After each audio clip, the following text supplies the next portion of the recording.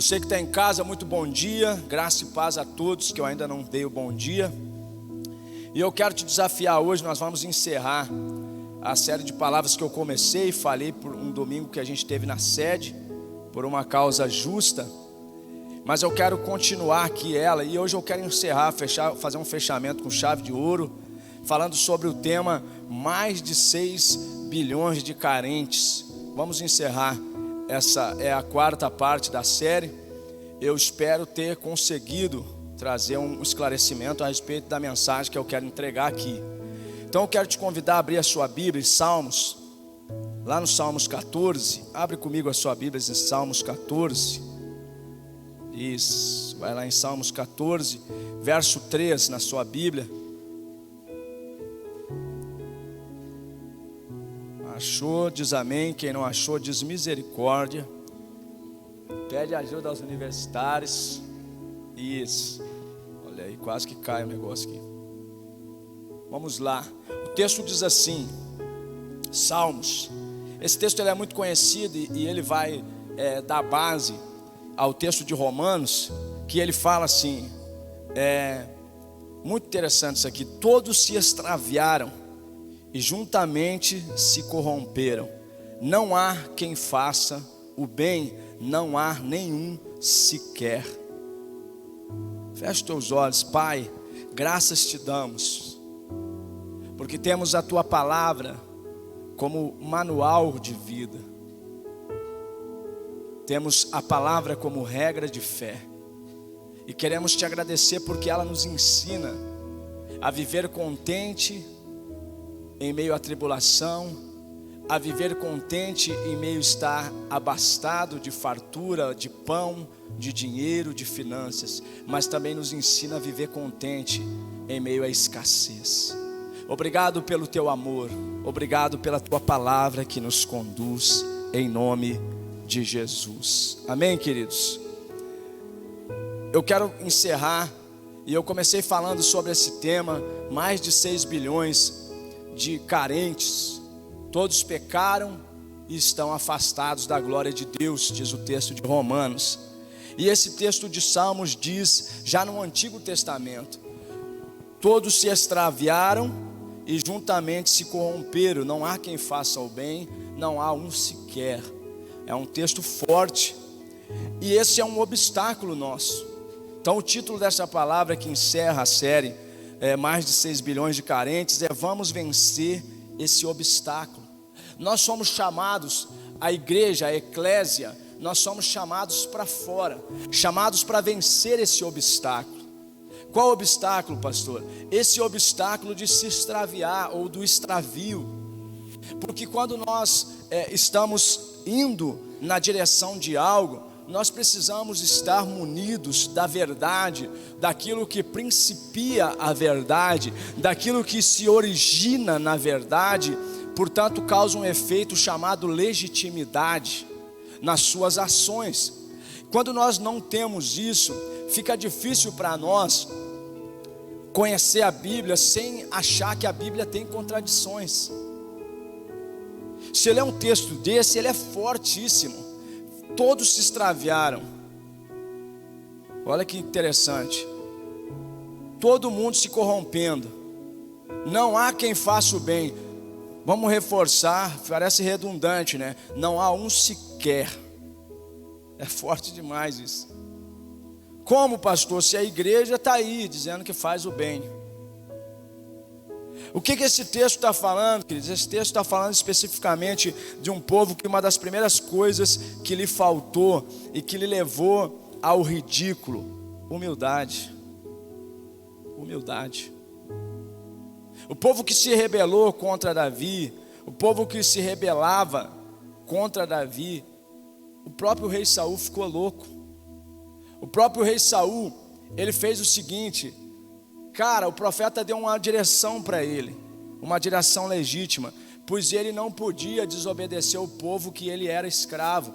No caso de Saul, não era ele o rei, o povo era o rei que mandava nele. Olha que coisa louca. Por isso que hoje, qualquer um de nós que encontrarmos com uma liderança, uma gerência, uma direção, de uma diretoria, de uma empresa, de uma escola, que ela não tem pulso, que ela não tem autoridade legítima, ou a gente que tem um caráter em andamento, em desenvolvimento, sai de perto ou de baixo, ou a gente se rebela. É assim que acontece no meio dos seres humanos. Por isso que a rebelião que leva a mais de 6 bilhões de pessoas serem carentes da glória de Deus, da verdade de Deus, afasta as pessoas dele com facilidade. Por quê? Porque essa rebelião ela é quase que natural. Não, quase não, perdão. Pode se sustentar que ela está naturalizada na vida de uma pessoa que vive somente nos efeitos da queda do homem no Éden. Para isso nós temos que avançar para o novo homem, que ele se dá onde? Na pessoa de Cristo. Por isso passar pelo novo nascimento. E eu quero dar dados aqui para nós, trazer uma palavra bem didática e trazer um ensinamento bacana para encerrar essa série, que vai nos mostrar algumas coisas e revelar que nós podemos mudar, nós podemos resolver, inclusive. Então, escute o que eu quero falar com vocês. Este é o problema básico que comanda os acontecimentos de ontem, de hoje, do norte, do sul, de qualquer boa intenção, de qualquer mudança para melhor, qualquer reforma moral ou qualquer esforço em direção à justiça social. Encontra a dificuldade interna de se rebelar contra o mal e de se dobrar ao bem. Em todas as esferas. Em todas as esferas, você vai ver o mal, tu vai encontrar a dificuldade de se rebelar contra o mal e se dobrar ao bem, por conta da nossa alma, que lá no Éden ela foi danificada, quando houve a queda do homem.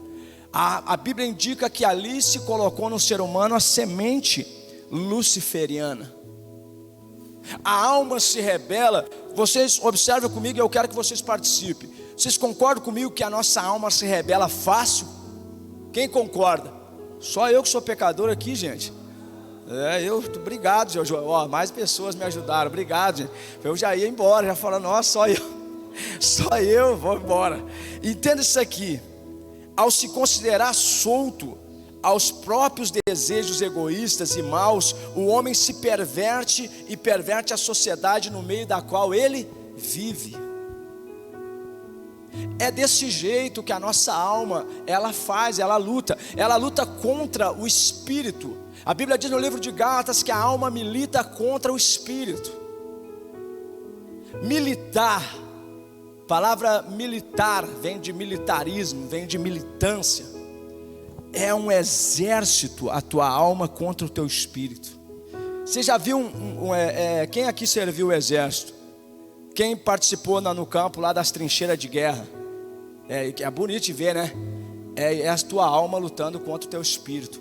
É uma trincheira de soldados fortemente armados, prontos para abater o alvo. É a tua alma lutando contra o teu espírito. É a tua alma com um exército, um arsenal de problemas, de dificuldades, de emoções em descontrole, de situações corriqueiras, complicadas, apontada para o alvo que é você, para te não permitir viver no espírito e abandonar a fila dos mais de 6 bilhões de carentes. Quando você se posiciona em Cristo, esse desejo egoísta pelo mal, essa perversão que respinga na sociedade, ela sai da sua vida. E olha que coisa maravilhosa, gente. Coisa maravilhosa é o que Deus faz na nossa vida. Você se torna um agente de salvação, porque daí você está na igreja e você começa a ganhar vidas para Jesus. Você começa a cumprir a missão para a qual Deus te chamou na primazia. Você começa a entregar aquilo que é primazia, aquilo que é primeiro. A primazia de Cristo na minha e na sua vida é qual? Ide e transformar pessoas comuns em cristãos e em discípulos de Cristo. Essa é a primazia da obra redentora da cruz. E para fazer isso nós precisamos entender a sociedade por um homem pervertida, contribui por sua vez para aumentar ainda mais a perversão do homem e do seu ambiente, formando um ciclo vicioso de proporções assustadoras. Assustadoras. Porque se nós parar para pensar hoje, o que acontece com a gente? Esse mal, ou deste mal que o homem ele participa, ele tem feito todo mundo sofrer. Estamos sofrendo. Muitas pessoas estão em sofrimento. Olha para mim, muitos hoje, seres humanos, tanto homem quanto mulher, têm dificuldade de tomar uma decisão. Por exemplo, hoje nós encontramos uma geração de mais de 7 bilhões de pessoas no mundo, que elas têm dificuldade de decidir por construir uma família. Elas têm dúvidas a respeito de construir uma família. Elas têm dúvidas a respeito de se responsabilizar com um filho, principalmente quando ele está em fase de formação da personalidade, de escolher as amizades que ele vai ter. Hoje nós temos uma sociedade pervertida pelo homem, que está nessa sociedade vivendo no século 21, que ele perdeu a autoridade sobre seus próprios filhos, porque talvez esses filhos foram gerados em um ambiente ilegítimo. E isso é quase que natural, isso é quase que normal no nosso meio, no meio da sociedade atual. E isso tem feito, queridos, tem causado uma devastação, uma destruição no meio dos seres humanos. Isso tem feito crianças, adolescentes entenderem ou almejarem se dar em casamento aos 15, 14, 16 anos. Entenda, com 14, 15, 16 anos um jovem está em formação de caráter. Como ele pode, sem deixar de ser filho, namorar ou casar com uma menina e se tornar marido? É uma contusão violenta na mente, na psique, nas emoções desse adolescente. E ele se depara com uma contusão que as pessoas depois não têm capacidade de curá-la. Ela é quase que incurável. Porque depois disso esse jovem sofre o seguinte, um estranho sentimento de rejeição, asco. Isso é muito ruim, queridos. Quando um adolescente ele sofre um assalto moral, quando um adolescente sofre pelos seus pais o assalto da perversão, quando ele cai na real, ele se sente encurralado, ele perde as forças. A Bíblia diz que os jovens foram chamados porque eles são fortes, mas quando o jovem é assaltado na sua integridade moral, ele perde as suas forças. Por isso tantos jovens entregues ao crack, desesperados. Não fique chateado nem impressionado, eu choro porque eu estou lidando com um jovem aprofundado nas drogas, desesperando da vida, intentando contra a própria vida, por causa da perversão da família. Meu Deus, me ajuda. Deus, ajuda esse jovem. Não tem expectativa. Você conversa com as pessoas e fala, dá para mudar esse ambiente aqui? Mas isso é muito difícil. A igreja não me dá nada. Eu já pedi para vários pastores orar por ele. Mas o problema não está na autoridade do pastor, está na desautorização dos pais. O pastor, ele ora, e a palavra cumpre, segundo está escrito em Tiago, com eficácia a oração. Mas quando alguém desautoriza e corta a unção de Deus, ela não se cumpre na vida do mesmo. E alguns malucos, doidão que nem eu, insiste, leva para o centro de recuperação, sai correndo de madrugada. É a pessoa batendo na minha casa 3 e pouca da manhã, eu dou um salto da cama, o que está acontecendo? E eu fico pensando, por que os pais não têm essa preocupação? Olha que interessante, este mal que estamos sofrendo é contra ele que precisamos fazer uma revolução, pois ainda somos escravos do pecado. ainda fazemos a vontade da carne, ainda estamos sob a dominação estranha, ou aos propósitos originais do pecado, ainda não amarramos a nós mesmos.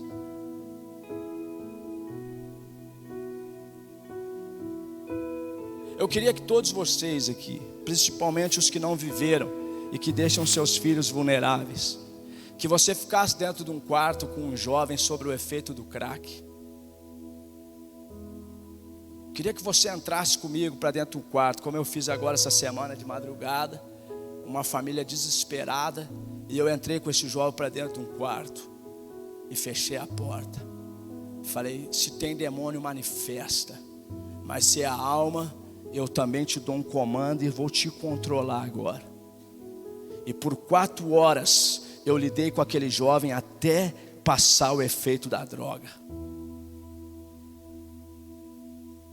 Ele tentando tirar a própria vida, ele tentando, dizendo que ele não serve para nada. Todos os sentimentos que você possa imaginar num ser humano, tu assistir. Ele caía chorando e sentava e rolava para baixo da cama e gritava. É o desesperar da vida, meus irmãos. E eu permaneci ali por 4 horas, invocando o nome do Senhor e dizendo para ele: ainda que estoure contra mim uma guerra, eu acredito na vida. Eu acredito na vida, portanto vou lutar por ela. Eu peguei no colo, eu abracei, eu segurei, eu chorei junto. Eu disse: você vai sair disso, está passando. E eu disse para a família: me traz 2 litros d'água, toma essa água, toma essa água, toma essa água. Quando o efeito dessa droga passar, Deus vai tocar você e você vai sentir um forte desejo pela vida. O problema é que os pais estão preocupados com o seu umbigo. Eu trabalho demais, queridos.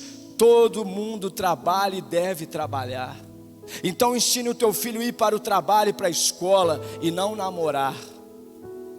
Ensine o teu filho a ir construir primeiro, para que quando ele entre num relacionamento ele seja a pessoa mais feliz. Pensa num namoro feliz para o teu filho. Pensa num noivado feliz para o teu filho. Pensa no teu filho casando com a pessoa mais bonita, com a pessoa mais equilibrada, com a pessoa mais dedicada a ele. Pensa no teu filho sendo um exemplo para a família que vai entregar a filha para ele. Pensa na tua filha sendo um exemplo para a família que vai entregar o filho para ela. Pensa, querido, eu tenho uma esperança no meu coração. Eu não vou entregar meu filho na mão de qualquer mulher. Eu ensino para ele como que tem que escolher, porque ele vai ser um cara feliz e um homem sem mácula no leito. Ore para mim. Um homem sem mácula no leito, ele constrói uma família que ela dura para sempre, e o seu brasão é escrito nos céus. O homem sem mácula no leito é poderoso na terra. Nós precisamos entender esse princípio, é nosso. Isso aqui não é moral. Eu não estou dando moral em ninguém. A Bíblia não foi escrita para dar moral em ninguém. A Bíblia foi escrita para restaurar a moral dos seres humanos. A Bíblia é um livro de vida. A Bíblia é um livro que trouxe para mim e para você a condição de ser poderoso na terra. Deus se atreveu a dizer no livro de Salmos: os céus são os céus que eu governo, a terra eu dou aos homens para governar. Deus confia em nós, gente. Deus confia em mim. Deus confia em você. Deus te ama e Ele quer fazer que você destrua isso aqui, ó.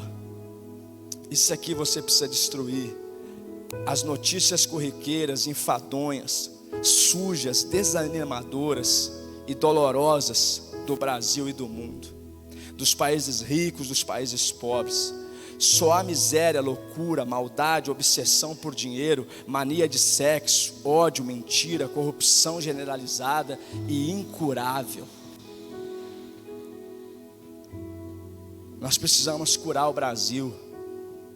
Nós precisamos curar as famílias. A igreja é o único instrumento que atravessou guerras, que atravessou genocídios, que atravessou fogo, água, animais ferozes, selvagens. A igreja atravessou nos séculos dos séculos. A igreja vem atravessando os panteões que se levantam, os panteões, os principados, as potestades, os dominadores desse mundo tenebroso. A igreja vem atravessando com a verdade. Portanto, o Senhor Jesus exige que eu e você vivamos a verdade. É o que Ele pede para nós, para que nós possamos destruir tudo isso. Porque eu quero que você entenda, eu sou um pregador hoje do Evangelho e sofro e morro pelo Evangelho, porque eu vivi na carne, na pele o que eu estou pregando. Eu fui um jovem que perdi a essência de filho precocemente. Quando eu me deparei aos 16 para 17 anos com uma menina diante de mim grávida, o meu coração, a minha alma começou a rejeitar a mim, a ela e o bebê que ela carregava. Eu corri para os braços dos meus pais, da minha mãe. Obviamente o meu pai ferido me rejeitou.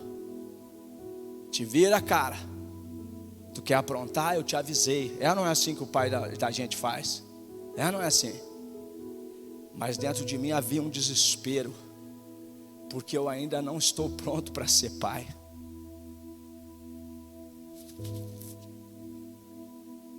Quando eu olhei para dentro da minha casa e vi meus pais casados 40 anos, eu comecei a me automutilar, falando para mim que eu não merecia viver. Eu não acredito, ou não acreditava, melhor dizendo, nessa época na depressão. Entrei em depressão. Fiquei encerrado dentro de um escritório por 45 dias, vegetando, comendo ali. E o máximo que eu saía dali era para ir para o banheiro, voltava a dormir ou chorar. A dor de viver as coisas precoces, jovens, pais, ela não tem defesa, ela dói nos ossos. E quando você vive isso, você consegue perceber tudo o que eu estou falando, que quem promove isso na sua vida é a perversão moral. E quando isso acontece, os teus olhos abrem, parece ser tarde demais. Escute, hoje você pensa, eu sou livre, mas você não é feliz. Pastor, faz o que eu faço o que eu quiser da minha vida. Pois mas você não é feliz. Pode fazer, o livre-arbítrio está aí, à disposição, até que Ele venha buscar a igreja.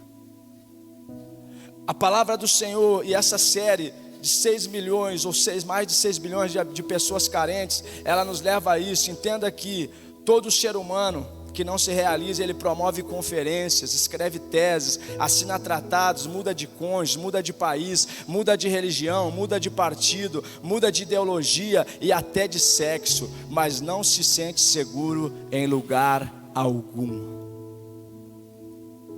É assim que o ser humano vive, é assim que se descreve ou que se concretiza a minha colocação de mais de 6 bilhões de pessoas carentes.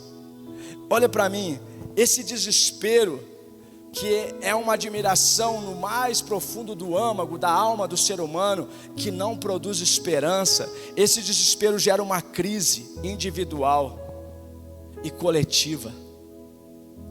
Quando você cai e fere o teu pai ou a tua mãe, ou fere o teu marido, ou a tua esposa, ou o teu irmão, ou o teu primo, você está ferindo no mínimo 5 pessoas. Então a perversão, ela é coletiva. Quando você usa droga, você destrói a autoestima da sua família, você traz vergonha. Queridos, vão para dentro de uma casa, por favor, de uma mãe, de uma família com filho nas drogas. Você não sabe a dor, meu irmão. Se você sabe, que Deus te cure hoje.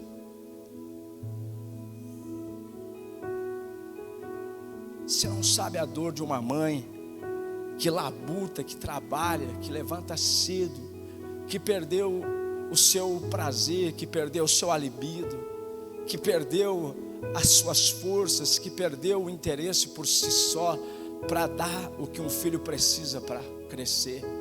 E ela se depara com esse filho jogado no lixo.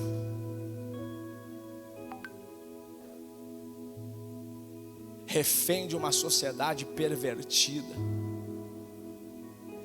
Que hoje você fala para a sociedade sobre perversão, é discriminação, que é dar moral nos outros.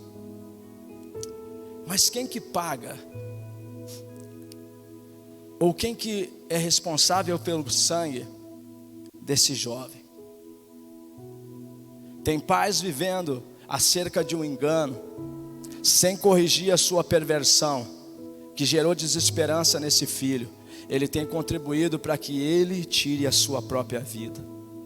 Tudo porque nós muitas vezes como pais, como homens, não estamos dispostos a remover, ou a identificar, ou a lembrar, ou a enfrentar esse obstáculo da perversão que ainda não foi removido.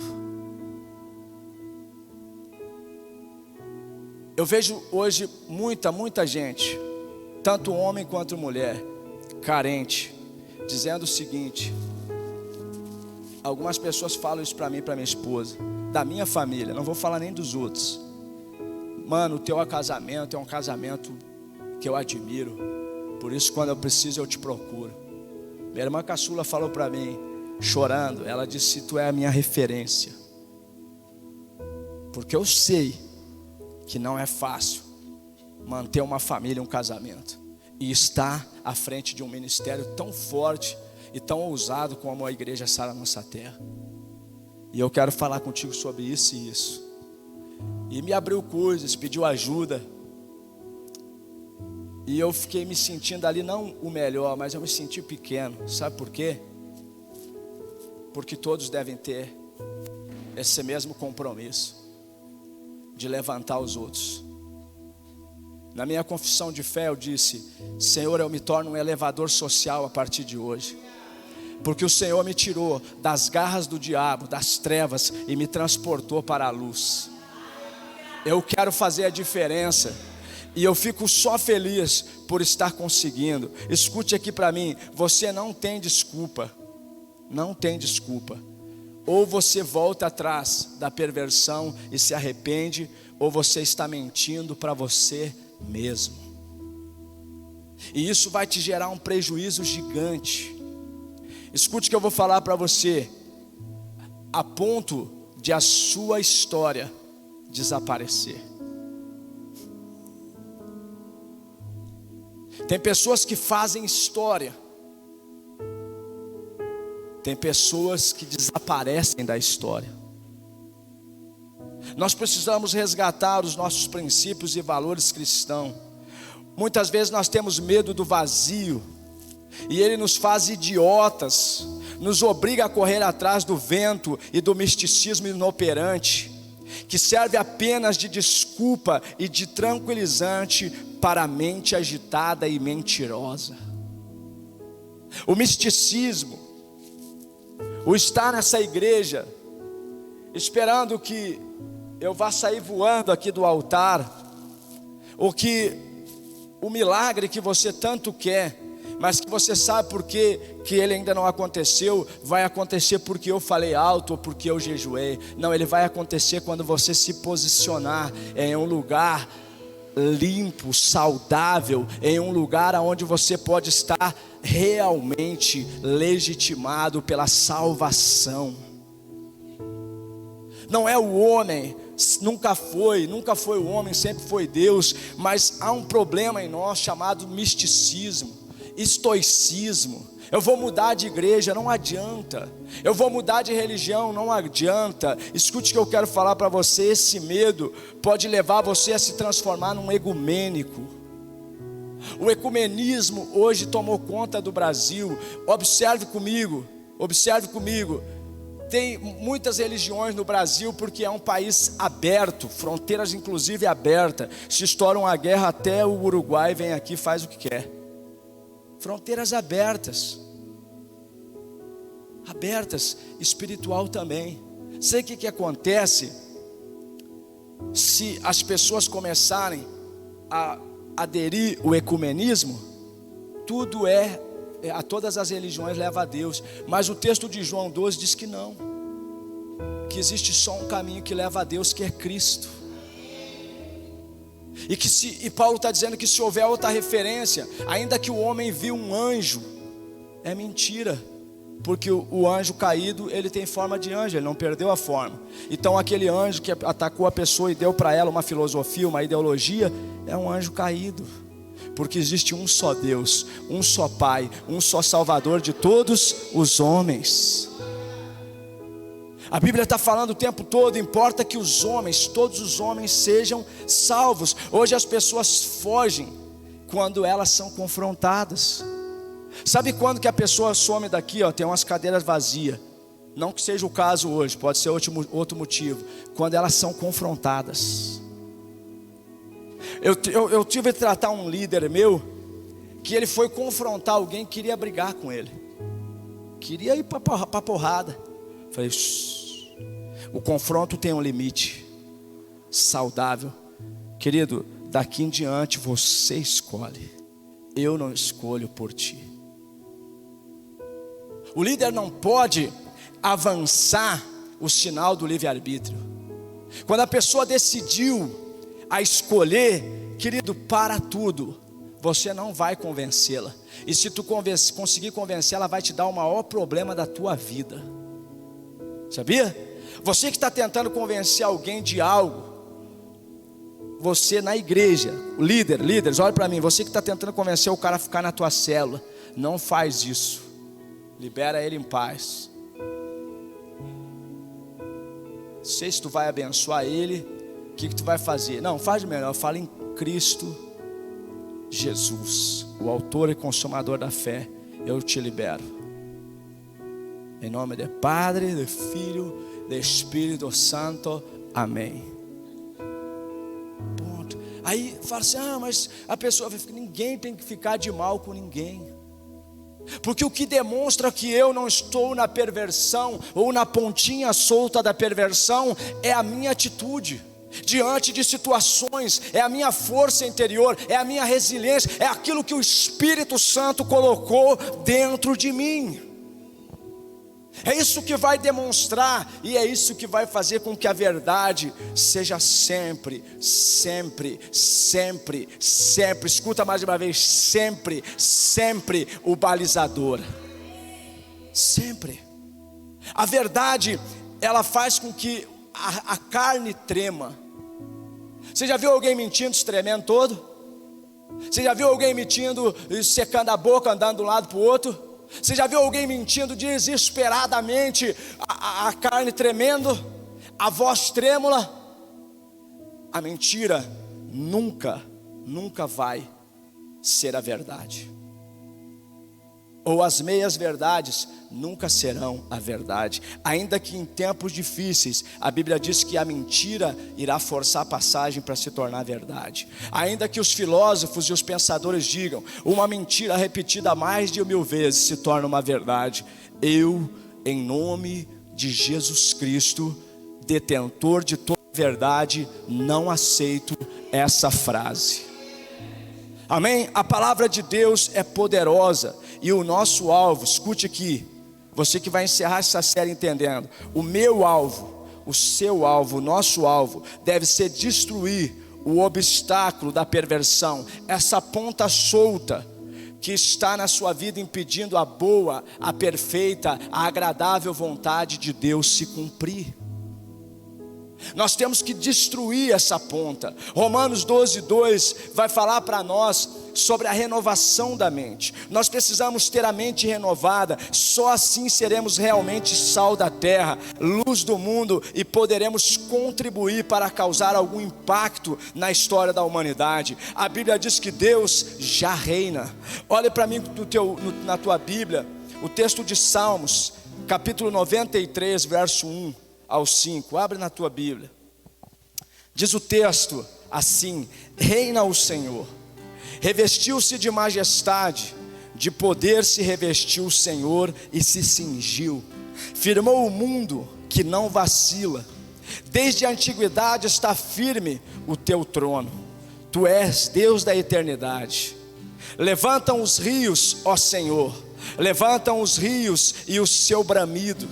Levantam os rios e o seu fragor. Mas o Senhor nas alturas é mais poderoso do que o bramido das grandes águas, do que os poderosos vagalhões do mar. Fidelicíssimo são os teus testemunhos, a tua casa convém a santidade. Senhor, para todo o sempre reina.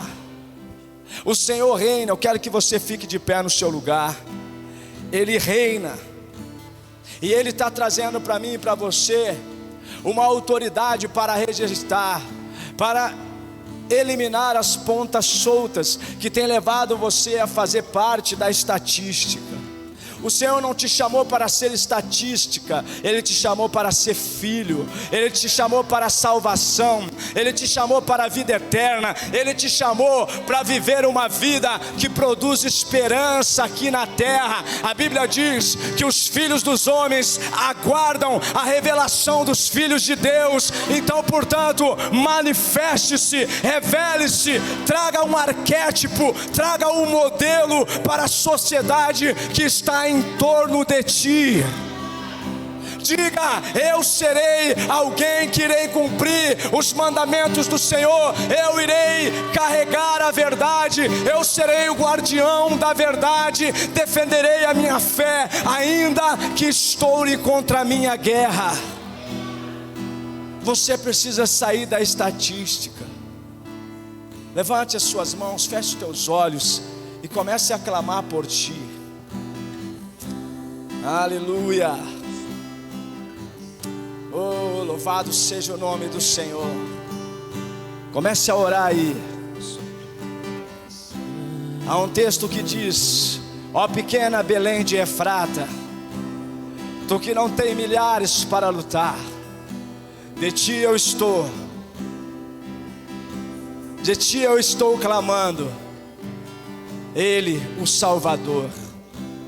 Ó pequena Porto Alegre, de ti eu estou suscitando pessoas, famílias transformadas, famílias que irão curar, famílias que irão condenar a desobediência, famílias que irão curar, ó Deus, a perversão, famílias que irão cortar as pontas soltas da perversão. Ó pequena cidade de Porto Alegre, ouve a voz do Senhor teu Deus. Aleluia. Ele está aqui, queridos. Ele está aqui. Comece a fazer a sua oração. Ele reina, Ele reina. O Senhor reina para sempre. Ele é absolutamente confiável. Ele é o Elion. Ele é o El Shaddai, o mais do que suficiente. Ele é o Senhor dos senhores. Ele é o que está à direita do Deus Pai. E o meu Senhor disse ao seu Senhor: assenta-te à minha direita, até que eu ponha por estrado dos seus pés a terra. E escute, a terra está por estrados dos pés do Senhor. A terra precisa se encurvar, precisa se render ao Senhor. A humanidade precisa se render ao Senhor, porque Ele vem, Ele vem, Ele vem, Ele vem, Ele vem, Ele vem, Ele vem. Escute, como um rio perene, como um rio constante, flui a verdade, flui a palavra de Deus no teu coração. Como um rio perene, flui o Espírito Santo e o poder do Altíssimo na sua vida. Como um rio de vida, levanta o Senhor a cada ser humano. Ó Deus, levanta-te e resplandece sobre a pequena cidade de Porto Alegre. Levanta-te e resplandece sobre a pequena igreja Sara Cavalhada. Ó Deus, levanta-te nesse lugar e cura os nossos corações. Irmãos, Deus está pedindo um compromisso seu aqui.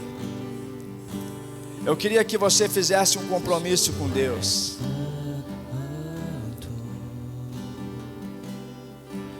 Sabe por quê?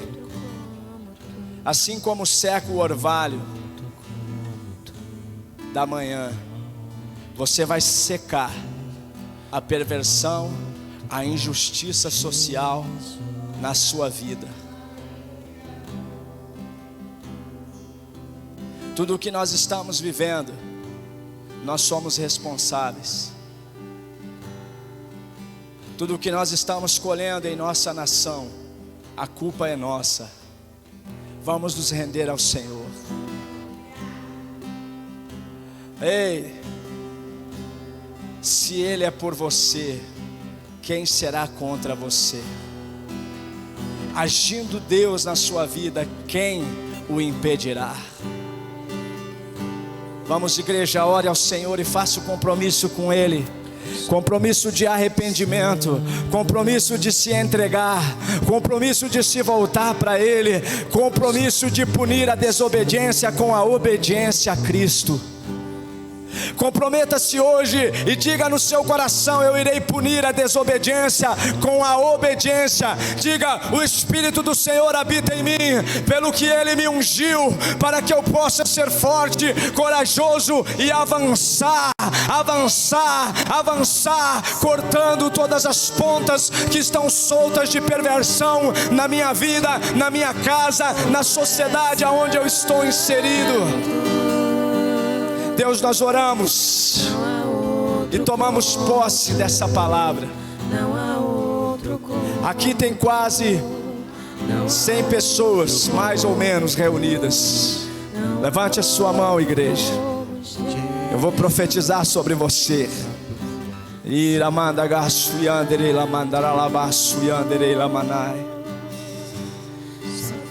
Oh, levante a sua mão, toda a igreja, você que está aqui. Os anjos do Senhor estão conferindo você aqui. Eu profetizo sobre ti, ó igreja Sara Cavalhada. Mais ou menos 100 pessoas reunidas aqui. Você está saindo agora das estatísticas daqueles que estavam carentes. Você agora tem livre acesso ao Pai. Portanto, posicione-se para dar um salto e avançar e se tornar filho legítimo. E em tudo que você empreender trabalho, aonde você pisar, será abençoado. Hoje você recebe a unção para transformar os locais, a sociedade que você frequenta. Em nome de Jesus, hoje você saiu da estatística para a honra e glória do santo nome de Jesus. Aplaude Ele, aplaude Ele. Aleluia, aleluia. Glória a Deus. Levante as suas mãos na direção da sua casa. Que o Senhor levante sobre ti o seu rosto, que Ele faça resplandecer sobre ti a sua face, que Ele te dê shalom. Meu irmão, vá para a melhor semana da sua vida. O Senhor te abençoou com o resgate da perversão. Deus abençoe.